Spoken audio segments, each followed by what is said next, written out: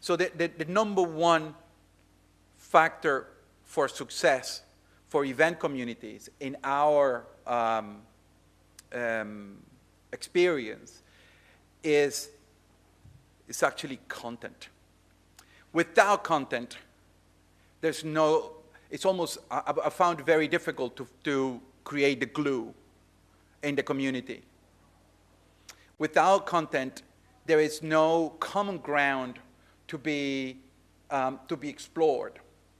And of course, among the things that we said before, there are things like create the possibility for sharing, have an open mind, be ready for the outside to be able to affect the inside, let go of control, are a few of the things that happens. Once we create a community, it's very hard to close the door. Once you open this door, it's very hard to close it. So creating a one-way community is not going to stick. It has never been successful for us. It has to be a multi-way community where the members of the community are able to interact and share their thoughts. So that is opening ourselves for criticism. So we should be open to listen and to evolve and to change and to improve. I remember once I heard my mom talking to my big sister, and she said, well, you know, the little ones want to have a say in this, and they don't know enough. And she said, well, that happens when you create thinking brains. You will have to listen. Otherwise, we should have shut them up when they were even younger. So it's similar to what happens in community. Once you open the door and you allow for the dialogue, the dialogue will exist and will take place.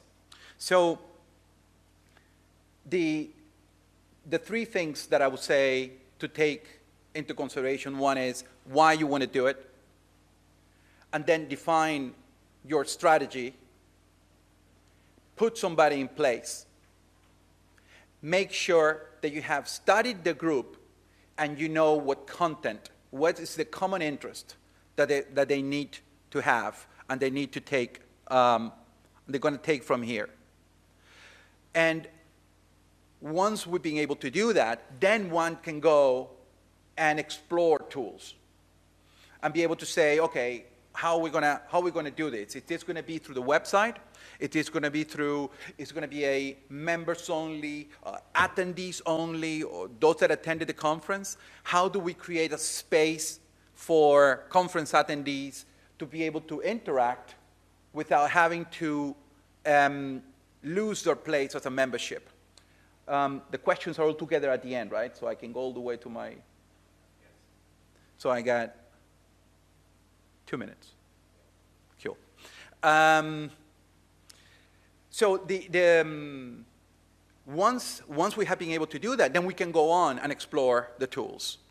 And there's plenty out there.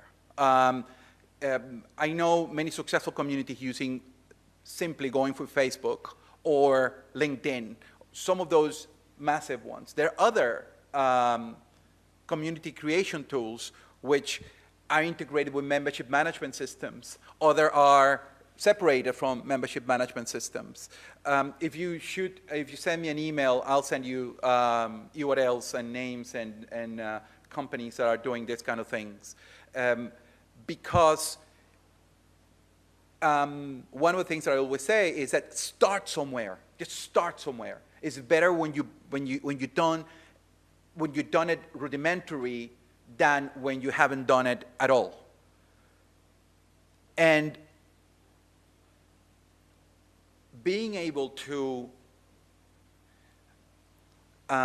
extend the lifespan of the event is going to somehow create a sense of security within the organization that the next event is going to work. And we see things like program creation and program definition that's coming from the community. So that feeds into the next event. What do we want to hear? What do we want to talk about? What are the subjects that we want to be discussing?